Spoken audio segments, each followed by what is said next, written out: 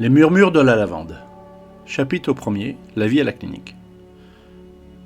Je m'appelle Gasper, et si je vous raconte cette histoire aujourd'hui, c'est parce que j'ai besoin que quelqu'un sache ce qui s'est vraiment passé à la clinique des Deux Aigles. Pas la version officielle qu'ils ont donnée aux journaux, non. Pas les mensonges qu'ils ont racontés aux familles, rien à voir. La vraie histoire. Celle qui nous a tous changés pour toujours. Tout a commencé de manière si banale. J'étais arrivé à la clinique des Deux Aigles il y a 3 mois à peu près, en plein centre-ville de New York, avec mes kilos en trop, mes problèmes comme bagage. C'était censé être un nouveau départ, vous savez, un endroit où apprendre à rééquilibrer son corps par le sport et la nutrition, ou repartir de zéro dans des chambres individuelles ou collectives selon vos besoins et vos moyens. Et putain, qu'est-ce que j'ai bien fait de choisir le collectif. Dès le premier jour, j'ai rencontré ce groupe de personnes extraordinaires. Isabelle menait la bande avec son grand cœur et sa grande gueule. Cette fille pouvait vous engueuler pour avoir sauté un exercice le matin et vous consoler avec un câlin le soir si vous craquiez. Belle était son ombre fidèle, toujours là pour la soutenir, pour nous soutenir tous en fait. Un pilier. Elles étaient inséparables ces deux-là, comme des sœurs qu'elles n'avaient jamais eues. Lila apportait sa pétillance à notre petit groupe. Cette fille était un rayon de soleil permanent. Même quand elle galérait dans ses exercices de cardio, oui, notamment avec cet appareil elliptique. Théo, lui, c'était notre sage. D'un calme olympien, intelligent, comme pas possible. Polyglotte en plus de ça. Il parlait couramment 5 langues et pouvait tenir une conversation philosophique tout en faisant ses abdos, impressionnants, ou en regardant les nouvelles sur son téléphone. Incroyable.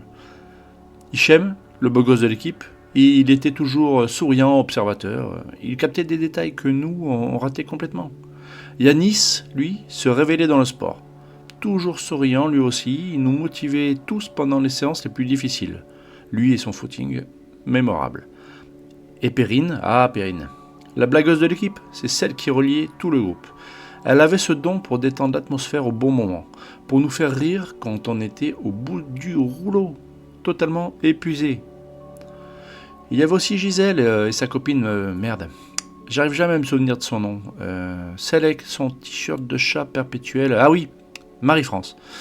Elles étaient plus discrètes, mais faisaient partie intégrante du groupe.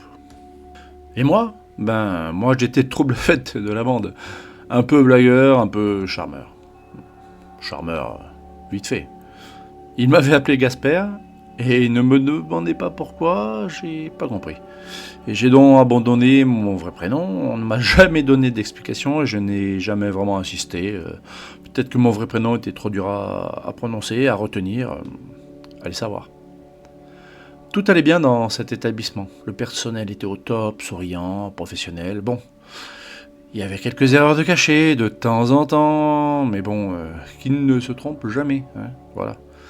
Et la bouffe, que voulez-vous que je vous dise ? 3 cuistots, Sylvain, le sportif, le meilleur avec sa partenaire. Il nous faisait de la magie culinaire, purement, hein, simplement. Même avec ses contraintes du régime, c'était incroyable. Et puis il y avait les 2 autres. Un petit jeune qui sortait juste de son diplôme de CAP et qui était franchement, il faut le dire, nul. Voilà, il ne peut que progresser, hein. Il aurait dû faire maçon ou électricien, mais bon, faut bien débuter quelque part après le diplôme, hein. Faut faire son expérience. Et il l'a fait sur nous. Et la 3e, la femme cuisinière, moyen 1 fois sur 2, ça passait. Mais on s'en foutait de tout ça. On était heureux, on était une bande de potes, et au fur et à mesure, on est devenu une famille. Le matin, on se levait tous ensemble pour le footing dans le parc qui justait la clinique. L'après-midi, c'était musculation ou aquagym selon les programmes. Entre des heures de cours, des heures de sport, ça variait. Voilà. On apprenait théorie, pratique, plein de choses. Le soir, on se retrouvait dans la salle commune pour papoter, rigoler, parfois pleurer aussi quand l'un d'entre nous craquait. Isa et Belle étaient particulièrement proches de Perrine. Ces 3 filles formaient une sorte de triangle d'amitié indestructible. Isa avec son leadership naturel, Belle avec sa douceur protectrice et Perrine avec son humour salvateur, elles se complétaient parfaitement. Je me souviens de cette soirée 2 semaines avant que tout bascule. Perrine avait eu une journée difficile. Elle avait appelé sa famille et ça s'était mal passé. Voilà. Isa et Belle l'avaient entourée, l'une tenant sa main gauche, l'autre sa main droite. Perrine pleurait en silence entre les deux. Théo avait mis de la musique douce. Hichem avait préparé du thé. Yanis est allé chercher des mouchoirs. Lila s'était assise en face d'elle et leur racontait des bêtises pour les faire sourire. Gisèle et Marie-France étaient venues s'installer en cercle autour d'elle. Et moi, j'étais là aussi, assis un peu en retrait, mais là.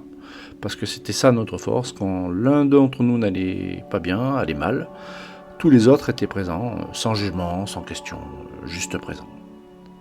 Cette nuit-là, Perrine s'était endormie entre Isa et Belle, dans le grand lit d'Isa.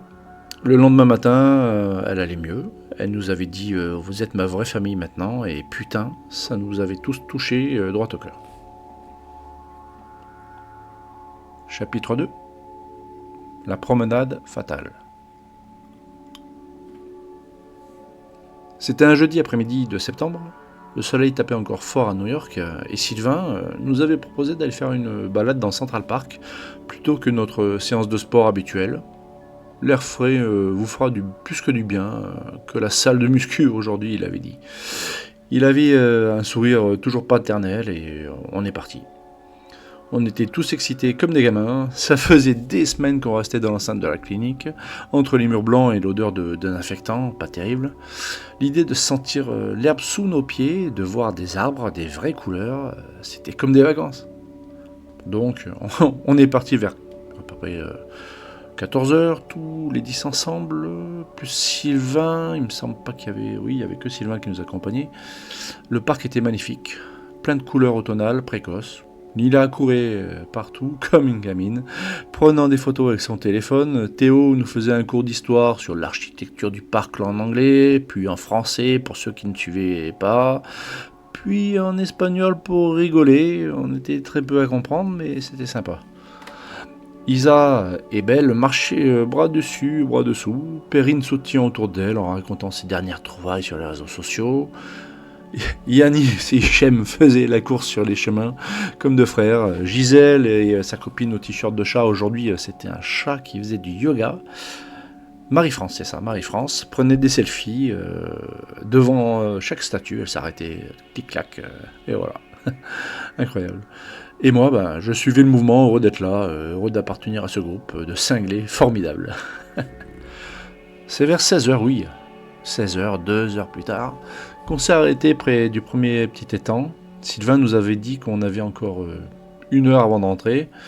On s'était installé sur l'herbe. C'est là qu'on a remarqué ce type, que j'ai remarqué ce type bizarre. Il était assis sur un banc, pas loin de nous, seul, et il nous regardait. Pas d'un regard curieux, non, ou amusé, comme les autres passants qui souriaient des fois en nous voyant, bruyants, joyeux, comme était notre groupe. Non, lui, il nous fixait avec une intensité dérangeante. Il était vieux, peut-être dans les 70 ans, habillé d'un costume sombre qui paraissait bien trop chaud pour la saison. Ses cheveux gris étaient parfaitement coiffés, mais c'était ses yeux qui me rendaient mal à l'aise. Des yeux noirs, profonds, qui semblaient nous jauger. J'ai donné un coup de coude à Hichem. « T'as vu le vieux là-bas » Hichem a jeté un coup d'œil discret dans la direction que je lui indiquais. « Ouais, bizarre, il nous regarde depuis qu'on est arrivé. Peut-être qu'il nous trouve mignons, a plaisanté Perrine, qui avait entendu. Ou alors il se demande ce qu'un groupe de jeunes fait avec un cuisinier en guise de coach sportif en plein milieu de l'après-midi. » On a tous rigolé. Mais moi, quelque chose dans le regard de ce type me dérangeait vraiment. Il y avait quelque chose de connaisseur. Comme s'il savait des choses sur nous qu'on ne savait pas nous-mêmes. Intriguant. Théo, toujours observateur, l'avait remarqué aussi. Il nous regarde pas tous de la même façon, il a murmuré. On dirait qu'il évalue. Mais avant qu'on puisse creuser davantage, il va nous appeler. Allez les jeunes, on va faire le tour du petit bois avant d'entrer, faut que je prépare le repas moi. On s'est levé, en râlant, comme d'habitude, pour la forme, et quand j'ai rejeté un coup d'œil vers le banc, le vieux avait disparu, évaporé, comme s'il n'avait jamais été là. Un petit malaise. Le reste de la promenade s'est déroulé sans incident. On a marché dans les petits sentiers, boisés. On a respiré l'odeur des arbres. On s'est moqué gentiment de Lila qui avait peur des écureuils. Isa, Perrine et Belle avaient trouvé un coin avec plein de fleurs sauvages et se prenaient en photo comme des influenceuses.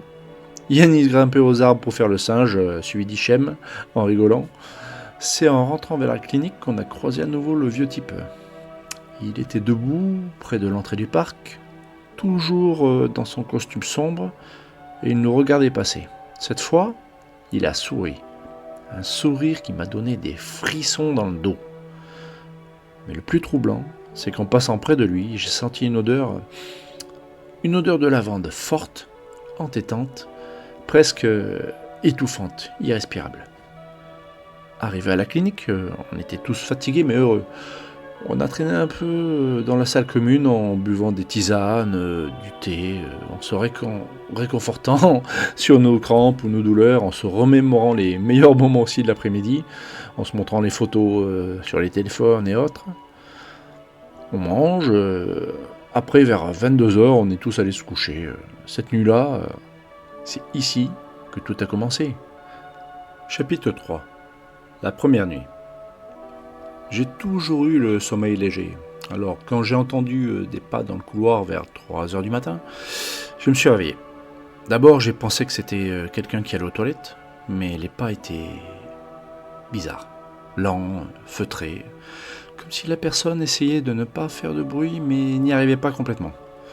Et puis, il y a eu cette odeur, cette putain d'odeur de lavande que j'avais sentie près du vieux dans le parc. Elle s'infiltrait sous ma porte de plus en plus forte. Je me suis levé, j'ai entrouvert ma porte pour jeter un œil dans le couloir. Il était faiblement éclairé par les veilleuses de sécurité et au début j'ai rien vu d'anormal, puis mes yeux se sont habitués à la pénombre. Il y avait quelqu'un au bout de ce couloir, une silhouette sombre, immobile, qui me tournait le dos. Je n'arrivais pas à distinguer si c'était un homme ou une femme, mais quelque chose dans sa posture me disait qu'elle savait que je la regardais. Mon cœur s'est mis à battre plus fort. J'allais refermer ma porte quand la silhouette a bougé. Elle s'est retournée lentement, très lentement, et même dans la pénombre, j'ai vu qu'elle me regardait. J'ai claqué ma porte et je me suis adossé contre le mur, le souffle court. Qu'est-ce que c'était que ce bordel ? Un membre du personnel qui faisait sa ronde ? Mais pourquoi cette impression de malaise ? J'ai attendu quelques minutes, puis j'ai rouvert prudemment. Le couloir, vide. Plus de silhouette. Plus d'odeur de lavande, juste le silence habituel de la nuit. Je suis retourné me coucher, mais j'ai mis un temps fou à me rendormir. Et quand j'y suis enfin arrivé, j'ai fait des rêves bizarres. Des rêves où je me promenais dans des couloirs sans fin, où des voix chuchotaient mon nom, à l'odeur de lavande très prenante, très forte, tellement qu'elle m'étouffait. Le lendemain matin, au petit déjeuner, j'avais une tête de déterré. Hichem s'en est tout de suite aperçu. « Ça va, Gasper ? T'as l'air crevé. » J'ai mal dormi, des rêves bizarres, je lui dis. « Ah bon ? Moi aussi j'ai fait des rêves étranges, a dit Belle en s'asseyant avec son plateau. J'arrêtais pas de rêver que quelqu'un m'appelait, mais je ne trouvais jamais qui c'était. Isa s'est jointe à nous, suivie de Perrine qui bâillait à s'en décrocher la mâchoire. « Putain, j'ai dormi comme une merde, a dit Perrine en imitant Isabelle dans ses manières habituelles. J'arrêtais pas de me réveiller. J'avais l'impression qu'il y avait quelqu'un dans ma chambre, dit-elle. Un frisson m'a parcouru l'échine. Quelqu'un dans ta chambre ? Ouais. Enfin, c'était sûrement un rêve. J'avais l'impression qu'on me regardait dormir et il y avait cette odeur. De lavande, j'ai demandé. Même si je connaissais déjà la réponse, Perrine m'a regardé avec des yeux ronds. Comment tu sais ça ? Avant que je puisse répondre, Théo, Yanis, Lila et les autres nous ont rejoints et petit à petit on a réalisé qu'on avait tous passé une nuit de merde. Tous, on avait fait des rêves étranges, tous, on avait senti cette odeur de lavande, tous, on a eu l'impression d'être observés. C'est bizarre quand même, a dit Théo, toujours rationnel. Une coïncidence pareille, ça n'existe pas. Peut-être qu'ils ont changé de produit d'entretien, a suggéré Lila, ou qu'ils diffusent de l'aromathérapie dans les couloirs. Mais au fond de nous, on savait tous que ce n'était pas ça. Il y avait quelque chose d'autre, quelque chose qu'on n'arrivait pas encore à identifier. C'est Gisèle qui a posé la question qu'on se posait tous. Et si on demandait au personnel ? On a trouvé Sylvain dans la cuisine, en train de préparer le repas du midi avec sa partenaire. Quand on lui a raconté notre nuit agitée, il a eu l'air sincèrement surpris, sceptique. De la lavande ? Non, on n'utilise pas de produits parfumés ici. Ça pourrait déclencher des allergies chez certains patients. Il a réfléchi quelques secondes. Vous êtes sûr que c'était de la lavande, pas autre chose ? Certain, on a répondu en chœur. Bizarre. Je vais demander à l'équipe de nuit s'ils ont remarqué quelque chose d'inhabituel. Mais quand il est revenu nous voir l'après-midi, il avait les mains vides. L'équipe de nuit n'avait rien remarqué d'anormal. Pas d'odeur particulière, pas de problème avec les produits d'entretien, rien. Peut-être que c'est quelqu'un du quartier qui fait brûler de l'encens ou des bougies parfumées, a-t-il suggéré. Avec les fenêtres ouvertes, les odeurs peuvent voyager. On a voulu y croire, on a voulu vraiment y croire, que ce soit aussi simple que ça. Mais ce soir-là, on a tous décidé de fermer nos fenêtres juste au cas où. En plus, on avait la clim, et en général, quand on a la clim, on n'ouvre pas les fenêtres. Chapitre 4. Les voix commencent. La deuxième nuit a été pire que la première. Cette fois, ce n'était pas seulement l'odeur de lavande, il y avait les voix. Ça a commencé vers 2h du matin. D'abord, j'ai cru que c'était quelqu'un qui parlait dans le couloir. Des murmures étouffés, comme une conversation à voix basse. Je me suis dit que c'était peut-être l'équipe de nuit qui discutait. Mais plus j'écoutais, plus je me rendais compte que ce n'était pas une conversation normale. Les voix étaient bizarres comme déformées.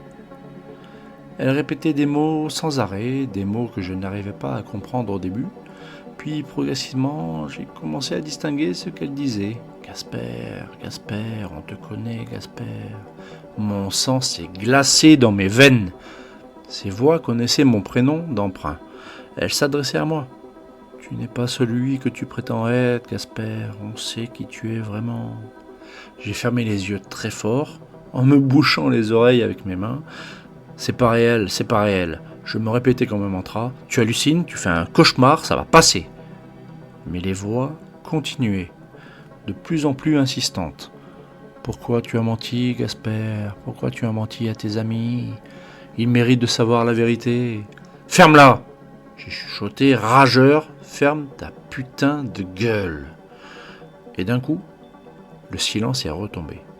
Plus de voix, plus d'odeur de lavande, juste le silence oppressant de la nuit. Je suis resté éveillé jusqu'au matin, les nerfs à vif, sursautant au moindre bruit. Quand mon réveil a sonné à 7h, j'avais l'impression d'avoir couru un marathon, épuisé. Au petit déjeuner, on avait tous une tête d'enterrement, mais cette fois, personne n'osait en parler.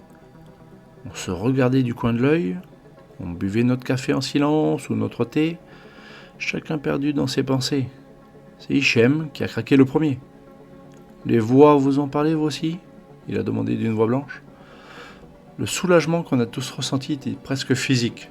On n'était pas fous, on n'était pas seuls. « Qu'est-ce qu'elles t'ont dit ?»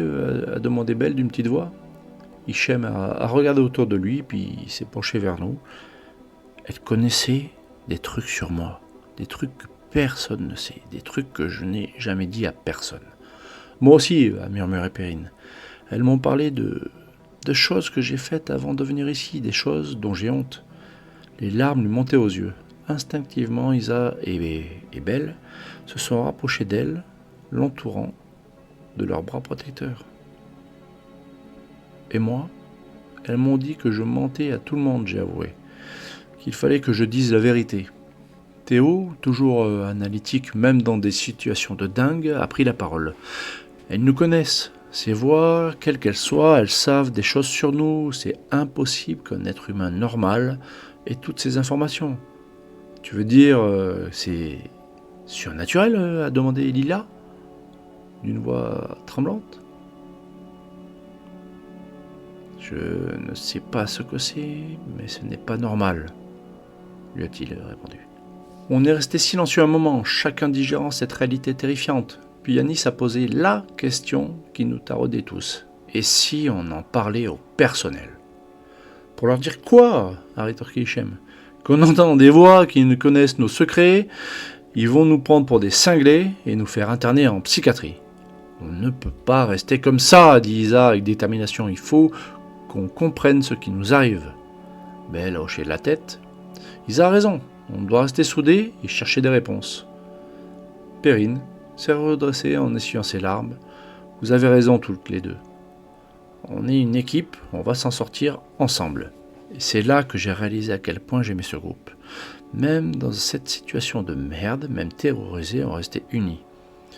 Perrine, Isa, Belle, tout le monde était encore plus proche, se serrant les coudes comme des sœurs ou des frères, et tous autour d'elle ont formé un rempart contre cette menace invisible. Ok, j'ai dit, qu'est-ce qu'on fait ? Théo a réfléchi quelques secondes. D'abord, il faut qu'on essaye de comprendre d'où viennent ces voix. Est-ce qu'elles sont liées à la clinique, au parc où on est allé hier, à autre chose ? Et puis il faut qu'on reste ensemble, a ajouté Gisèle. Si on recommence cette nuit, on ne reste pas seul dans nos chambres.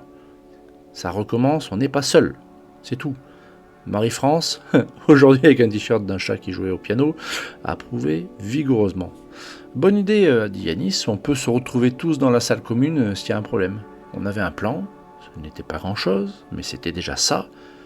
Et surtout, on l'avait fait ensemble, même si on flippait de ça, de toute cette histoire. Chapitre 5, la révélation de Théo.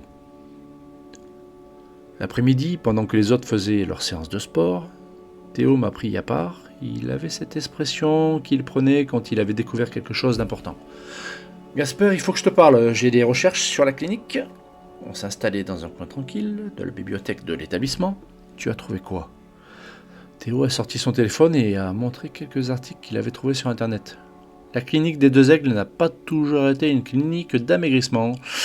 Avant 1987, c'était un hôpital psychiatrique, l'hôpital de Sainte-Marie de la Miséricorde. 1987, un frisson m'a parcouru, un hôpital psychiatrique. Ouais, et pas n'importe lequel, regarde ça. Il m'a montré un article de journal datant de 86. Le titre m'a glacé le sang. Scandale à l'hôpital Sainte-Marie. Des patients maltraités et négligés. J'ai traduit l'article du New York Times. Entre 1920 et 86, cet hôpital avait été le théâtre de nombreux abus. Des patients ont été maltraités, négligés. Certains sont morts dans des conditions atroces et mystérieuses. Il y a eu des électrochocs non consentis, des isolements prolongés, des traitements expérimentaux. Plus je lisais, plus j'avais la nausée. Et ça, c'est arrêté comment, demandai-je. Une enquête journalistique a tout révélé en 86, l'hôpital a été fermé, plusieurs membres du personnel ont été poursuivis, mais le plus troublant c'est ça, me dit Théo. Il m'a montré un autre article, le plus récent. En 87, quand ils ont transformé l'hôpital en clinique d'amaigrissement, ils ont trouvé des archives cachées dans les sous-sols, des dossiers de patients, des photos, des enregistrements, des trucs qui pouvaient prouver que les abus étaient encore pires et que ce qu'on pensait, que ce que les gens pensaient. Qu'est-ce qu'ils ont fait de tout ça ? Et je demandais, c'est là que ça devient bizarre, me dit Théo. Officiellement, tout a été remis aux autorités, mais selon l'article de 2010, des témoins affirment qu'une partie n'a jamais quitté le bâtiment. Elle serait toujours cachée quelque part dans la clinique. J'ai levé les yeux vers Théo. Tu penses que nos voix... Je pense qu'on entend les anciens patients. Ceux qui sont morts ici, dans des conditions horribles, et je pense qu'ils veulent qu'on sache la vérité, dit avec pragmatisme Théo. Ça paraît dingue, mais bizarrement, ça collait. Ces voix connaissaient nos secrets, qui nous parlaient comme si elles nous connaissaient depuis toujours, et c'était vraiment des anciens esprits des patients. Est-ce que c'était ça ? Est-ce que c'était vraiment ça ? Il faut qu'on en parle aux autres, j'ai dit. Ouais, mais d'abord, faut qu'on vérifie quelque chose. Quoi ? Théo m'a regardé droit dans les yeux. Il faut qu'on trouve ces archives. Si elles sont vraiment cachées dans la clinique, elles peuvent nous donner des réponses. Et des preuves. Tu veux qu'on fouille la clinique ? J'ai dit. T'es pas sérieux. Je veux qu'on découvre la vérité. Ces voix nous disent qu'on leur doit ça. Et peut-être que si on leur donne ce qu'elles veulent, elles nous laisseront tranquilles. Ouais. J'ai acquiescé. Le soir, on a raconté les découvertes que Théo avait fait aux autres. La réaction a été immédiate et unanime. Il fallait qu'on en sache plus, même si on avait peur. Donc on vit dans un ancien hôpital psychiatrique où des patients sont morts dans d'atroces conditions, à résumer j'aime. Et leur esprit nous parle la nuit. Putain, on vit dans un film d'horreur. La question c'est, qu'est-ce qu'ils nous veulent exactement, a dit Belle. Ils veulent qu'on découvre la vérité, a répondu Perrine. Mes voix n'arrêtaient pas de répéter « Il faut que vous sachiez, il faut que vous compreniez, ceci, cela ». Isabelle hochait de la tête, pareil pour moi. Elles disent que la vérité était cachée, que personne ne connaissait leur histoire. Alors on va la trouver, cette vérité, j'ai dit avec détermination. Théo, tu as une idée d'où peuvent être cachées ces archives ? Les sous-sols, a répondu Théo, sans hésiter. Les articles mentionnent les sous-sols, c'est là que l'on va trouver les premières archives de 87, j'en suis sûr. Ok, a dit Yanis, alors on va au sous-sol. C'est interdit aux patients, a fait remarquer Lina. On s'en fout, a rétorqué Gisèle, c'est le seul moyen d'arrêter ce cauchemar, on y va. Marie-France a approuvé d'un hochement de tête, décidé. Quand, a demandé Belle ? Cette nuit, ai-je dit. Cette nuit, absolument. Plutôt le meilleur. Pour plutôt le meilleur. Toujours. Pendant que l'équipe de nuit fera sa ronde, on va se retrouver à 3h dans la salle commune et on descendra tous ensemble. Belle a pris les mains de Perrine et d'Isa. Ensemble, comme toujours, ensemble, on a tous répété ensemble. Cette nuit-là, les voix sont revenues plus fortes que jamais. Cette fois, on était prêts à les affronter. Chapitre 6. Descente aux enfers. À 3h précises, on s'est tous retrouvés dans la salle commune. L'odeur de la lavande est encore plus forte que les nuits précédentes, si c'était possible. Elle semblait nous guider, nous attirer vers quelque chose. « Vous la sentez ?» a murmuré Perrine. « Impossible de la rater » a murmuré Hichem. On avait tous apporté nos téléphones pour faire de la lumière, et Yanis avait réussi à piquer une lampe torche dans le placard à matériel de sport. On était équipés, comme des explorateurs urbains. De l'urbex. Théo nous a menés vers l'escalier de service. On avait repéré l'après-midi cette issue. Il était situé tout au bout du couloir administratif, là où les patients n'étaient pas censés aller. La porte n'est pas verrouillée, a-t-il murmuré en tournant la poignée. J'ai vérifié plus tôt. L'escalier descendait dans l'obscurité totale. Nos téléphones éclairaient à peine quelques marches devant nous. L'odeur de la lavande était de plus en plus forte à mesure qu'on descendait, mélangée maintenant à une odeur de moisi et de renfermé. Putain, qu'est-ce que ça pue, a chuchoté Lila, en se pinçant le nez d'une façon artistique. Chut, a fait Isa. On va réveiller tout l'hôpital. Belle était juste à côté d'elle, et Perrine fermait leur petit triangle protecteur. Même dans cette situation de dingue, ces trois-là restaient soudés. L'escalier semblait descendre indéfiniment. Marche après marche, on s'enfonçait dans les entrailles de la clinique. Mes jambes commençaient à trembler et je ne savais pas si c'était à cause de l'effort, ou de la peur, ou de la lavande. Enfin, on est arrivé en bas. Une porte métallique nous barrait le passage, avec une plaque rouillée. Sous-sol, accès interdit au personnel non autorisé. Bon, on n'est pas autorisé, a dit Hichem avec un sourire nerveux. Tant pis, a répondu Yanis en ouvrant la porte. Elle s'est ouverte avec un grincement de film d'horreur. L'odeur qui s'en échappait nous a tous fait reculer d'un pas. Lavande, moisissure et quelque chose d'autre, quelque chose de pourri. Ça va pas le faire, a murmuré Gisèle. Si, ça va le faire, a dit Isaac avec détermination. On est venu jusqu'ici, on va pas reculer maintenant. Perrine et Belle ont échangé un regard, puis ont hoché la tête. Isabelle a raison, on continue. Le sous-sol est un labyrinthe de couloirs étroits et de petites pièces. Nos lampes révélaient des murs de briques noircis par l'humidité, des tuyaux qui suintaient, des toiles d'araignée épaisses comme des rideaux. Par où on commence ? A demandé Marie-France. Comme en réponse à sa question, les voix ont commencé. Mais cette fois, elles étaient différentes, plus claires, plus présentes, comme si on s'approchait de leur source. Par ici, suivez-nous. Elles venaient du fond du couloir, vers la gauche. On s'est regardé, puis on a suivi leur appel. Le couloir menait à une grande salle voûtée. Nos lampes ont révélé des dizaines de classeurs métalliques alignés le long des murs, couverts de poussière et de toiles d'araignée. Au centre de la salle, il y avait une grande table en bois et dessus, putain de merde, a soufflé Lilia. Sur la table, il y avait des dossiers, des dizaines de dossiers ouverts, comme si quelqu'un les avait consultés récemment. Et à côté des dossiers, des photos. Des photos en noir et blanc qui montraient « Ne regardez pas », dit Théo, d'une voix blanche. Mais c'était trop tard, on avait tous vu. Des patients attachés sur des lits, des visages déformés par la douleur, des corps émaciés, des images d'une cruauté inhumaine. Perrine s'est effondrée en sanglots. Belle et Isa l'ont immédiatement entourée, la serrant contre elle. « Ça va aller », murmure Isa, « ça va aller, on est là. » On n'aurait pas pu venir plus tard ou ne pas venir du tout, pleurait Perrine. On n'aurait pas dû voir ça. Si on devait le voir, a dit une voix derrière nous. On s'est tous retournés d'un bloc. Une silhouette se tenait dans l'entrée de la salle. La même silhouette que j'avais vue dans le couloir la première nuit. Mais maintenant, à la lumière de nos lampes, on pouvait la voir clairement. C'était une femme, la cinquantaine, vêtue d'une blouse d'infirmière démodée. Son visage était blême, ses yeux enfoncés dans leur orbite, et elle nous regardait avec une expression de profonde tristesse. « N'ayez pas peur », a-t-elle dit d'une voix douce. « Je suis Margaret. J'étais infirmière ici avant que tout s'arrête. »« Vous êtes ?» a commencé Théo.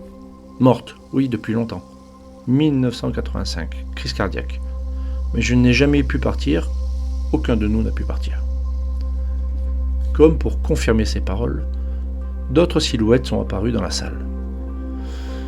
Des hommes, des femmes, des enfants même, tous vêtus de pyjamas d'hôpital délavés, tous avec cette même expression de tristesse infinie.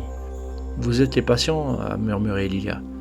« Nous sommes ceux qui ont souffert ici » a répondu Margaret. « Ceux qui sont morts dans l'indifférence, dans la douleur, sans que personne ne connaisse jamais notre histoire. » Un homme s'est avancé. Il était jeune, peut-être 25 ans, mais son visage portait les stigmates de souffrance inouïes, indescriptibles. « Je m'appelle Thomas, j'ai été interné ici en 1962 pour dépression.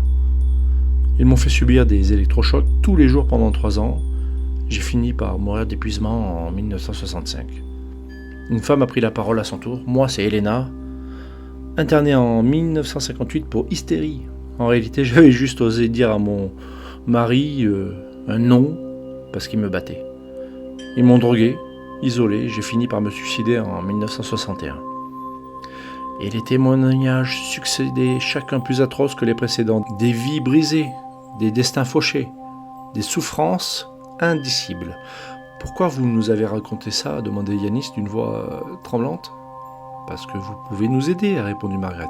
« Vous pouvez faire connaître notre histoire. »« Comment ?» a dit Théo. Thomas a montré les dossiers sur la table. « Tout est là. Nos noms, nos histoires, les preuves des maltraitances, mais tant que ces documents restent cachés dans ce sous-sol, personne ne saura jamais ce qui s'est passé. Vous voulez qu'on les remonte au monde ?» a demandé Théo. « Oui, » ont répondu les esprits en chœur. « Nous voulons que notre souffrance serve à quelque chose, que plus jamais ça ne se reproduise. » Isa, en leader, s'est détachée du groupe. Tenant toujours Perrine et Belle par la main, « On va le faire. On va vous aider. »« Mais comment ?» a demandé Gisèle. « On ne peut pas juste débarquer avec des dossiers volés dans les sous-sols. » Margaret a souri pour la première fois. « Vous trouverez un moyen. Vous êtes intelligents, vous êtes unis. Et surtout, vous avez quelque chose que nous n'avons jamais eu. Vous vous souciez les uns des autres. » Elle a montré notre groupe et a particulièrement montré Isa, Perrine et Belle, qui ne se lâchaient pas la main. Vous voyez ? Vous formez une vraie famille. C'est ce qui vous donne cette force, votre force. Chapitre 7. Le plan.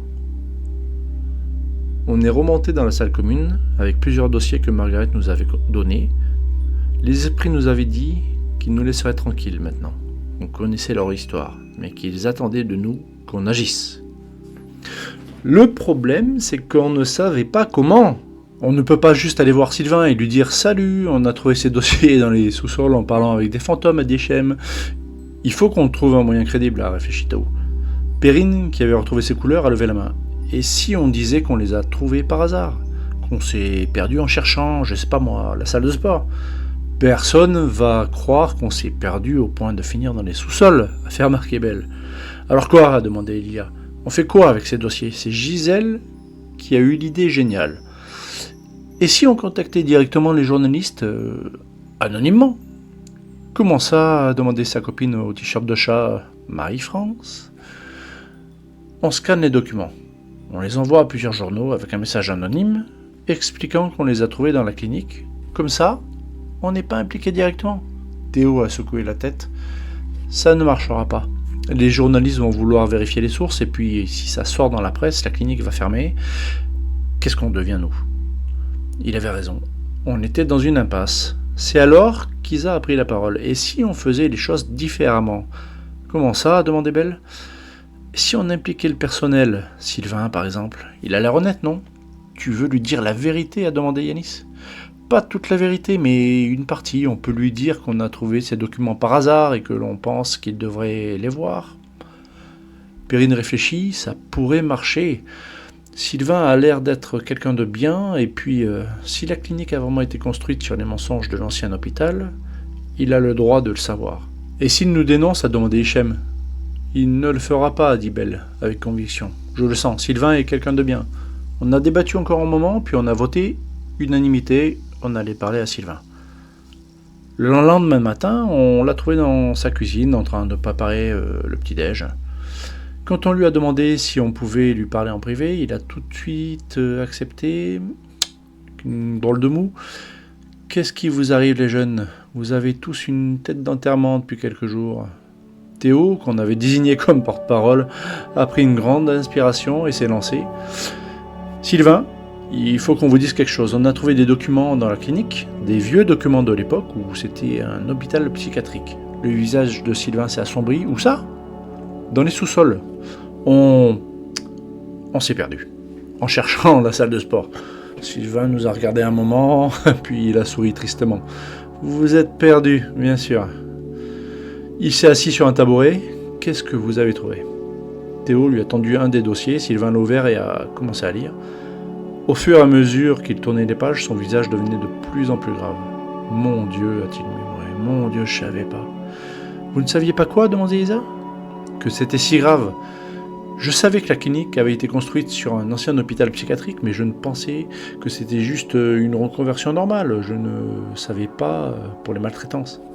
Il a refermé le dossier et il nous a regardés. Il y en a beaucoup d'autres? Oui, a répondu Perrine. Des dizaines. Sylvain s'est levé. Il a fait les 100 pas dans sa cuisine. Il faut que je parle à la direction. Il faut que ces documents soient remis aux autorités compétentes. Vous allez le faire? Demandait Belle. Bien sûr que je vais le faire. Ces gens méritent que leur histoire soit connue. Il nous a regardé avec respect. Vous avez bien fait de me le dire. Je sais que ce n'était pas facile. Qu'est-ce qui va se passer pour nous? A demandé Yanis. Rien du tout. Vous avez fait ce qu'il fallait, et même si la clinique doit fermer temporairement, le temps de l'enquête, je vous promets qu'on vous trouvera une solution pour que vous puissiez continuer votre traitement ailleurs. Isa a pris les mains de Perrine et Belle. On va rester ensemble, tous ensemble. Je vous le promets, a dit Sylvain, vous resterez ensemble. Un petit interlude, une petite pause dans l'histoire pour vous demander de ne pas oublier de vous abonner, d'activer la petite cloche pour être au courant des prochaines parutions d'histoire. Et merci de liker et éventuellement de commenter cette vidéo, ça aide énormément la chaîne. Nous continuons cette histoire sur la chaîne du Grimoire Noir. Merci et bonne continuation. Chapitre 8, la révélation. Les jours suivants ont été un tourbillon. Sylvain a tenu parole, il a contacté la direction, qui a contacté les autorités, des enquêteurs sont venus, des journalistes aussi. L'histoire a fait le tour du pays. Mais le plus important, c'est que les noms des victimes ont été révélés. Margaret, Thomas, Elena et tous les autres. Leurs histoires ont été racontées, leurs souffrances reconnues, des familles ont enfin pu faire leur deuil. Et nous, on était devenus des héros malgré nous. L'histoire officielle disait qu'on était tombé sur les documents par hasard, et personne n'a jamais remis ça en question. La clinique a fermé temporairement pour l'enquête, mais Sylvain a tenu sa promesse. Il a trouvé une autre clinique, plus moderne, plus humaine, où on a pu continuer notre traitement tous ensemble. Vous pensez qu'ils sont en paix maintenant, a demandé Lilia, un soir, alors qu'on était tous réunis dans notre nouvelle salle commune? J'espère, a répondu Théo. Leur histoire est connue maintenant, c'est ce qu'ils voulaient. Moi, je pense qu'ils sont fiers de nous, a dit Perrine. On a fait ce qu'il fallait. Belle et Isa ont approuvé. Ces trois-là étaient encore plus soudés qu'avant, si c'était possible. L'épreuve qu'on avait traversée ensemble avait renforcé tous nos liens. Vous savez ce que m'a dit Margaret la dernière fois, j'ai dit? Quoi? A demandé Hichem. Elle m'a dit qu'on avait quelque chose de rare. Une vraie famille. Des gens qui se soucient vraiment les uns des autres. Elle avait raison, a dit Yanis. On est plus forts ensemble. Gisèle et Marie-France, maintenant c'était un chat qui faisait du surf, ont hoché la tête. On a vécu quelque chose d'incroyable, a dit Belle. Quelque chose qui nous a changé. En mieux, a ajouté Perrine. On est devenus, je sais pas comment dire, une vraie famille, j'ai complété. Et c'était vrai.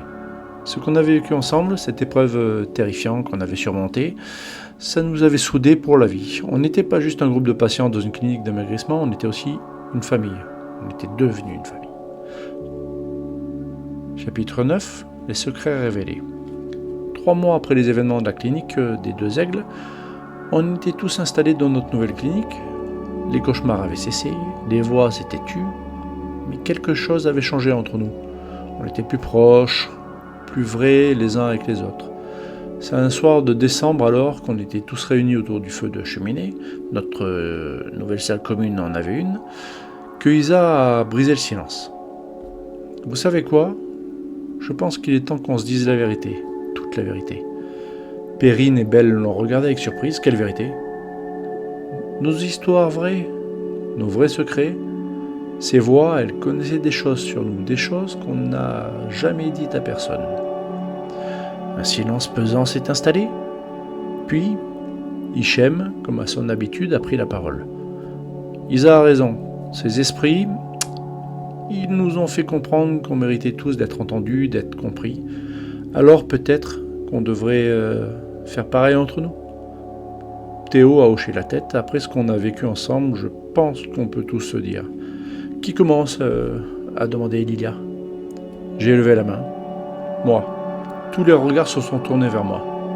Perrine, Isa, Belle se sont rapprochés, formant leur triangle protecteur habituel. Mais cette fois, pour m'entourer aussi. J'ai commencé. Mon vrai nom, c'est pas Gasper. C'est Gabriel Moreau. Et je suis pas juste là pour maigrir. J'ai pris une grande inspiration. Il y a 6 mois, j'ai été témoin d'un accident de voiture, un accident grave, une famille entière, parents, 2 enfants. Ils sont tous morts sous mes yeux. Et moi, j'ai rien fait, j'ai eu peur, j'ai paniqué et j'ai rien fait pour les aider. Les larmes me montaient aux yeux. Depuis, je mange tout le temps pour oublier, pour noyer cette culpabilité. C'est pour ça que je suis là, pas juste pour maigrir, mais pour essayer de redevenir humain. Perrine s'est levée et m'a prise dans ses bras. Tu es humain, Gabriel. Tu es notre Gasper. Tu es quelqu'un de bien. Mais j'ai rien fait pour les sauver. Tu étais en état de choc, a dit Théo. C'est normal d'avoir peur, ça ne fait pas de toi quelqu'un de mauvais. Belle et Isa se sont joints au câlin.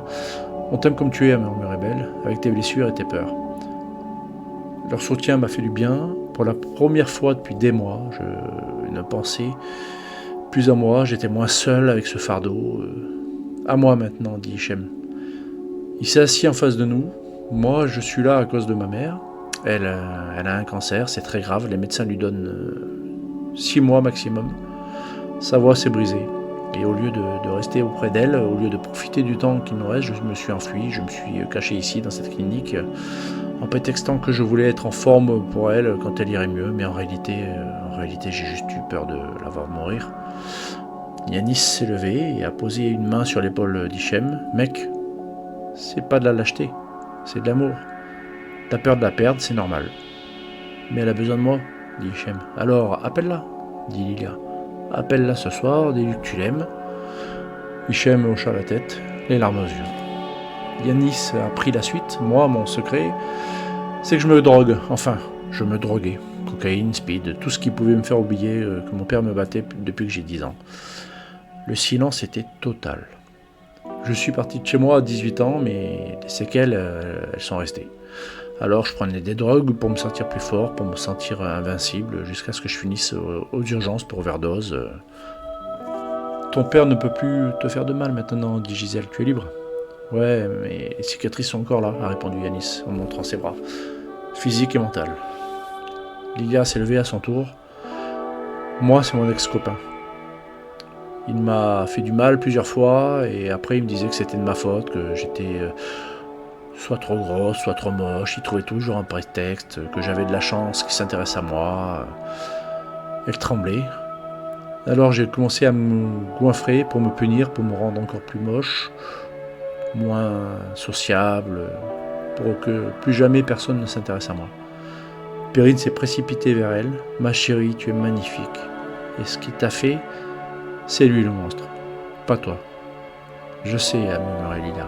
« Intellectuellement, je sais, mais émotionnellement, ça prend du temps à compléter Théo. Et c'est normal. » Théo s'est levé à son tour. Moi, mon secret, c'est que je suis gay et que mes parents m'ont fichu dehors quand ils l'ont appris. J'avais à peine 17 ans. « Quoi ?» a dit Chem. « Mais c'est dégueulasse !» Mes parents sont très religieux. Pour eux, l'homosexualité c'est un péché, alors ils m'ont donné le choix. Soit je guéris de ma maladie, soit je pars. Tu as choisi de partir, a dit Belle. J'ai choisi de rester moi-même, mais ça a été très dur, très dur. J'ai vécu dans la rue pendant des mois, je me suis nourri de fast-food, de cochonneries, j'ai pris 30 kilos et surtout, j'ai perdu confiance en moi. Tes parents ne méritent pas un fils comme toi, a dit Isa en colère. T'es quelqu'un de formidable. Maintenant oui, a souri Théo. Grâce à vous tous. Marie-France et Gisèle se sont regardés. À nous, a dit Gisèle. Moi c'est Gisèle et elle, c'est Marie-France. On est plus que des amis. On est des amoureuses, a complété Marie-France, mais on n'osait pas le dire à nos familles, alors on fait semblant d'être juste amis. Il n'y a pas de honte à être amoureuse, dit Théo. L'amour c'est beau, peu importe qui on aime. On sait, a dit Gisèle, mais c'est dur de l'assumer. Vous avez le temps, a dit Perrine, l'important c'est que vous vous aimiez et que vous soyez heureux ensemble. Isa fit un signe de oui de la tête.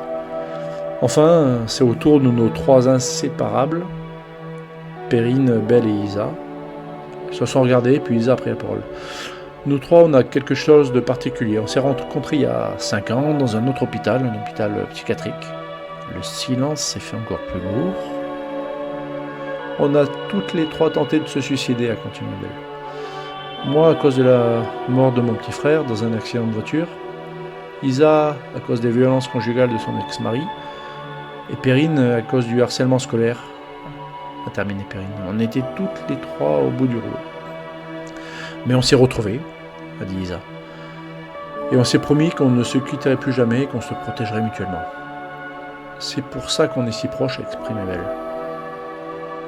On a littéralement sauvé nos vies mutuellement. Et maintenant, vous nous avez sauvés aussi, a dit Perrine. En nous regardant tous, parce que cette famille qu'on a créée ici, c'est ce qui nous donne envie de continuer à vivre. Les larmes coulaient sur tous les visages, tous nos visages, mais c'était des larmes de soulagement, de compréhension, d'abnégation, d'empathie, d'amour tout simplement. On est tous abîmés, à murmurait Chem, mais on est ensemble, a ajouté Yanis, et ensemble on est encore plus fort, a conclu Théo. Cette nuit-là, on a tous dormi dans la salle commune, les uns contre les autres, comme une vraie famille. Pour la première fois depuis des mois, on a tous dormi d'un sommeil paisible. Épilogue, plus fort ensemble. 1 an après les événements de la clinique des Deux Aigles, on était tous sortis de notre programme de traitement, mais on ne s'était pas quittés pour autant. Hichem était retourné auprès de sa mère. Elle se battait toujours contre son cancer, mais maintenant elle avait son fils près d'elle. Il nous donnait des nouvelles régulièrement et on l'aidait à traverser les moments difficiles. Lilia, certaines fois, allait le rejoindre pour le soutenir en présence. Yanis avait porté plainte contre son père et suivi une thérapie pour ses traumatismes. Il avait trouvé un travail dans une salle de sport et aidé d'autres jeunes en difficulté. Il est devenu un vrai coach sportif. Lilia, elle, avait repris ses études et avait rencontré quelqu'un, un garçon doux, patient, qui l'aidait à récupérer sa confiance en elle. Théo avait renoué avec une partie de sa famille, ses grands-parents qu'il avait acceptés tels quels. Et il était devenu un traducteur et travaillait avec des organisations humanitaires. Marie-France et Gisèle avaient fini par faire leur coming out à leur famille. Ça a été dur, mais c'était soutenu mutuellement et maintenant ils vivaient ensemble. Perrine, Isabelle et Belle avaient ouvert une association d'aide aux personnes suicidaires. Elles sauvaient des vies, comme elles s'étaient sauvées mutuellement. Et moi, j'avais repris mon vrai nom, Gabriel, et j'étais devenu bénévole auprès des familles de victimes d'accidents. J'avais transformé ma culpabilité en force pour aider les autres. Mais surtout, on était restés unis, on se voyait tout le week-end, ou au moins une fois par mois, quand on ne pouvait pas faire autrement. On partageait nos joies, nos peines, on continuait à former cette famille qu'on avait créée dans l'adversité. Parfois, on repensait cette nuit dans les sous-sols de la clinique, à Margaret, et aux autres esprits qui nous avaient fait découvrir leur histoire. Leur combat pour la vérité nous avait appris quelque chose d'essentiel. Que nos histoires, nos blessures, nos secrets n'étaient pas des hontes à cacher, mais des forces à partager. Vous croyez qu'ils nous voient, avait demandé Perrine un jour, alors qu'on était tous réunis pour l'anniversaire de Lilia. J'en suis sûr, a répondu Théo, et je pense qu'ils sont fiers de nous. Que nous, on est fiers les uns des autres, avait ajouté Isabelle. Belle a pris la main de Perrine, et Perrine avait pris celle d'Isa. Puis on s'est tous donné la main, formant un cercle d'amour et de soutien. Quoi qu'il arrive, avait dit Shem, on reste ensemble. Quoi qu'il arrive, on avait tous répété en chœur. Et c'était vrai, les épreuves nous avaient soudés, les secrets partagés nous avaient rapprochés, et l'amour qu'on se portait nous rendait invincibles. On n'était même plus les mêmes personnes qu'à notre arrivée à la clinique des Deux Aigles. On était plus fort, plus vrai, plus humain. On était une famille, qui dirait, recomposée. Et ça, aucun fantôme, aucune peur, aucune blessure ne pourrait jamais nous enlever. Les murmures de la lavande s'étaient tus, mais ils nous avaient laissé quelque chose de précieux, la certitude que l'amour et la solidarité peuvent triompher de tout, même des plus sombres secrets. Fin. Note de l'auteur. Cette histoire m'a été transmise par un contact qui préfère rester anonyme. Il prétend avoir eu accès aux témoignages originaux des patients de la clinique des Deux Aigles, recueillis lors de l'enquête officielle de 2025. J'ai longtemps hésité avant de publier ce récit. Était-ce vraiment arrivé ? Ces voix, ces esprits, tout cela paraissait invraisemblable. Mais après avoir fait mes propres recherches, j'ai découvert des éléments troublants. Cette clinique, la clinique des Deux Aigles, a effectivement existé, même si elle porte un autre nom. Elle a bien fermé en 2025, suite à la découverte de documents compromettants dans ses sous-sols. L'ancien hôpital Sainte-Marie de la Miséricorde a bien été le théâtre d'atrocités entre 1920 et 1986. Mais ce qui m'a vraiment décidé à publier cette histoire, c'est autre chose. Il y a 3 semaines, j'ai reçu un appel étrange, une voix de femme âgée qui parlait avec un léger accent des années 1960. Elle m'a dit s'appeler Margaret et qu'elle était reconnaissante que leur histoire soit enfin racontée. Quand j'ai demandé qui elle était, la ligne a coupé. J'ai rappelé le numéro, il n'était pas attribué. Depuis, chaque nuit vers 3h du matin, je sens une odeur de lavande dans mon appartement. Elle persiste quelques minutes puis disparaît. Je ne dors plus très bien. Hier, en rentrant chez moi, j'ai trouvé une vieille photo en noir et blanc glissée sous ma porte. Elle montre une femme en blouse d'infirmière debout devant un bâtiment que j'ai reconnu. L'ancienne clinique des Deux Aigles. Au dos, une écriture à l'encre délavée. Margaret O'Sullivan, 1962-1985. Merci de nous avoir entendus. Cette photo, je l'ai fait examiner par un expert. L'encre et le papier correspondent bien aux années 1960. Mais selon les archives officielles, Margaret O'Sullivan est morte en 1985 d'une crise cardiaque. Je ne sais plus quoi penser. Cette histoire est-elle vraie ? Je vous laisse juge. Mais si jamais vous passez un jour devant l'ancienne clinique des Deux Aigles, aujourd'hui transformée en résidence pour personnes âgées, et que vous sentez une odeur de lavande sans raison apparente, n'ayez pas peur. Écoutez simplement. Parfois là, les morts ont juste besoin qu'on se souvienne d'eux. Si vous avez des informations sur l'hôpital Sainte-Marie de la Miséricorde ou si vous avez vécu des expériences similaires, n'hésitez pas à me contacter, mais je vous préviens, depuis que j'ai commencé à enquêter sur cette histoire, d'étranges coïncidences se produisent dans ma vie. Hier, en consultant les archives municipales de ma ville, j'ai découvert que mon propre grand-père avait été interné dans cet hôpital en 1963. Il n'en était jamais ressorti. Sa cause de décès officielle ? Arrêt cardiaque, comme par hasard. Son nom figurait dans les dossiers retrouvés par les jeunes de la clinique. Je commence à comprendre pourquoi cette histoire m'est arrivée entre les mains. Et pourquoi l'odeur de la lavande devient chaque nuit plus forte. Certaines histoires nous choisissent, celle-ci m'a choisi. Post-scriptum, depuis la publication de ce récit sur plusieurs forums, j'ai reçu une douzaine de témoignages de personnes affirmant avoir vécu des expériences similaires dans anciens établissements psychiatriques. Si ces témoignages vous intéressent, je peux vous les compiler dans un prochain recueil. Mais je vous avertis, une fois qu'on commence à écouter les voix du passé, elles ne nous lâchent plus.